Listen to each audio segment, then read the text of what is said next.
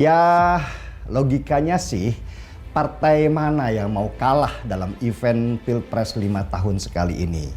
Disuruh kibarkan bendera putih, Denis Siregar prediksi Anies bakal mundur dari bursa Pilpres 2024. Takut dua menterinya dipecat, Paloh merapat kembali ke Jokowi. Apalagi kengerian bahayanya politik identitas di tahun 2017 waktu Pilgub DKI itu masih membekas di sebagian besar rakyat Indonesia.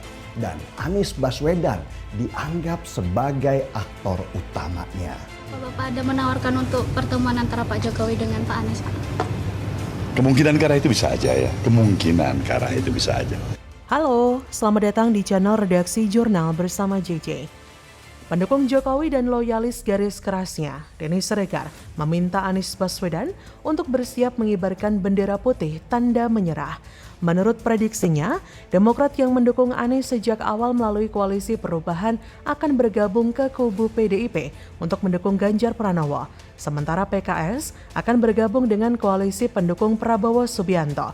Oleh karena itu Anies bakal calon presiden koalisi perubahan untuk persatuan ini diprediksi tidak akan bertarung di Pilpres 2024. Kata Denis Siregar, buat saya sih Anies itu lebih baik siap-siaplah dengan bendera putih tanda menyerah.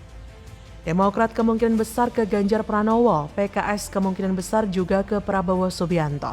Masing-masing partai itu berlomba membuat sekauci untuk menyelamatkan diri. Denis Siregar bahkan menyebut jika Nasdem yang mendukung Anies sejak awal akan menyesal. Ia berkata, tinggal Anies dan Nasdem ditinggal saling menatap, sambil masing-masing mengutuk dalam hati.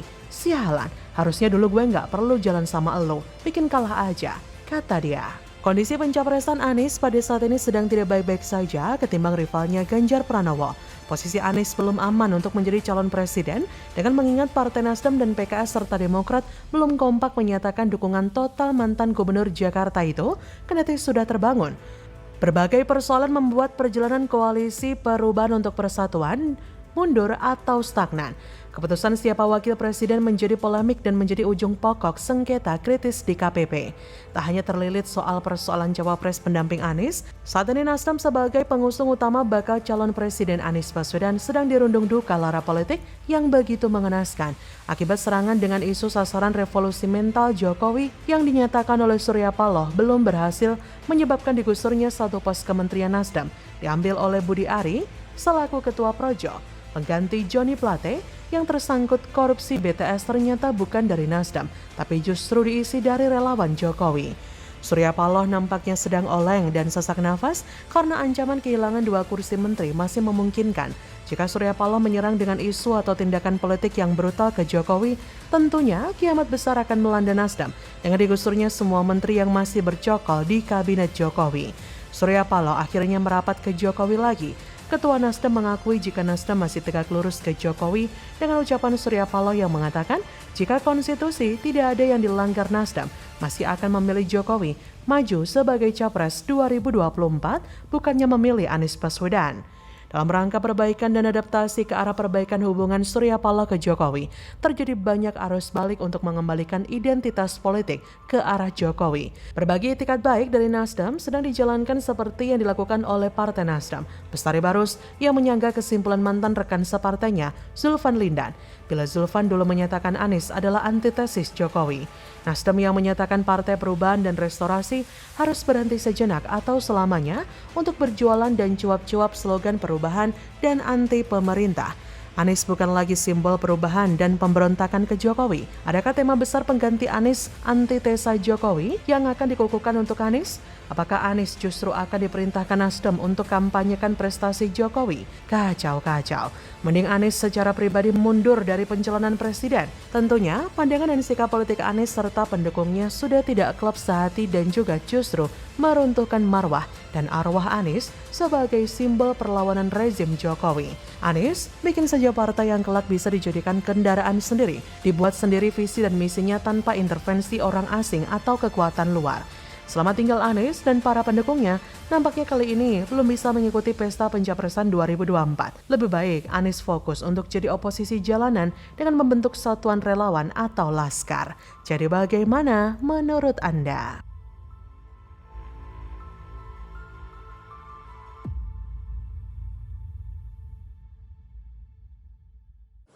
Pak Anies sendiri sudah bicara.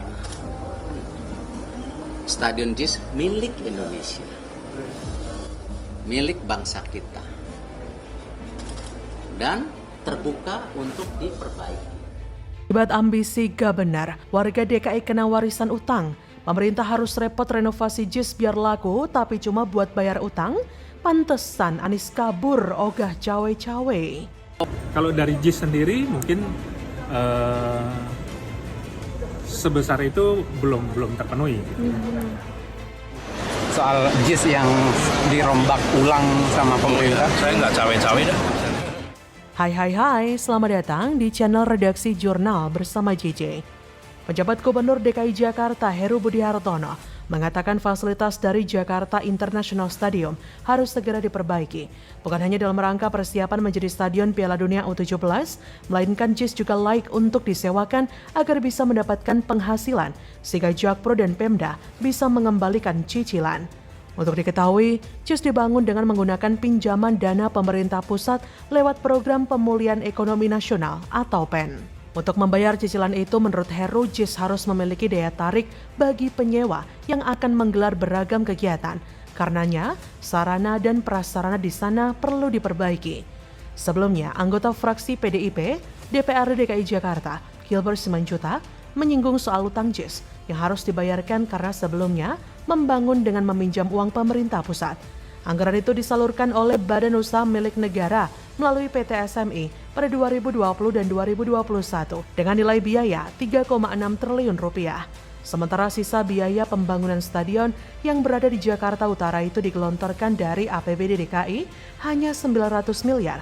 Adapun saat ini JIS dikelola oleh BUMD PT Jakpro. Pemerintah pusat menurut Gilbert memang telah memudahkan Pemprov DKI dalam pelunasan utang dengan masa pinjaman 8 tahun dan hanya bayar cicilan pokok untuk pinjaman 1, lalu bunga 5,66% per tahun selama 5 tahun dengan masa tenggang 6 bulan untuk pinjaman 2. Adapun besaran cicilan ditanggung Pemprov DKI dalam 5 tahun pertama, yaitu 543,9 miliar dan 3 tahun berikutnya sebesar 307,5 miliar.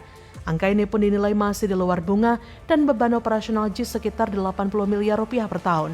Sementara di sisi lain, utilitasnya hampir tidak ada selain untuk kegiatan non-olahraga dan yang menanggung masih 2 gubernur lagi, PJ Gubernur Heru dan Gubernur nanti pada Pilkada 2024. Ini semua berkat Anies yang ngutangnya sebesar 3,6 triliun dari dana PEN yang kala itu COVID-19 tengah merajalela.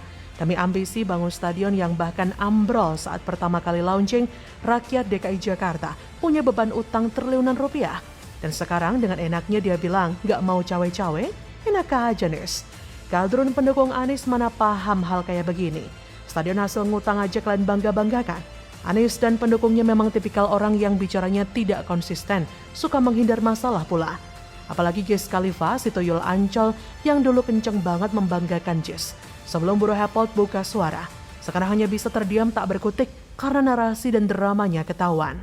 Mereka lah sesungguhnya yang membuat keributan terkait JIS karena dikit-dikit teriak prestasi Anies mau dihilangkan. Mirip anak-anak yang merengek minta dibelikan mainan. Susah kalau adu debat dengan kelompok yang mau menang sendiri tapi pengecut kalau ada skandal yang muncul ke permukaan. Yang paling benar memang pembangunan JIS harus diusut dan diaudit. Sama seperti Formula E, jika diusut sampai ke dalam kemungkinan besar ada kejanggalan dan keanehan. Sungguh aneh stadion yang masih baru, tapi dirancang seolah-olah asal-asalan dan tidak memenuhi syarat dan standar yang berlaku. Mungkin ada bau tak sedap yang sedang ditutupi. Saya dukung aja ya kalau dibentuknya pansus untuk menyelidiki JIS ini, meskipun kedepannya telinga harus tahan dengan teriakan para buzzer Anies yang membuat narasi Anies akan dijegal dan dikriminalisasi. Tahu sendirilah pendukung Anies itu bagaimana, pintar bikin acting dan merasa dizolimi habis-habisan. Kita setidaknya harus berterima kasih kepada Buruh Hapot yang berani menyingkap apa yang terjadi pada JIS. Sehingga kita tahu pengibulan apa yang sedang dijejali kepada masyarakat. Tanpa statement tersebut, mungkin pengibulan ini akan terus berlanjut sampai bertahun-tahun kemudian. Bagaimana menurut Anda?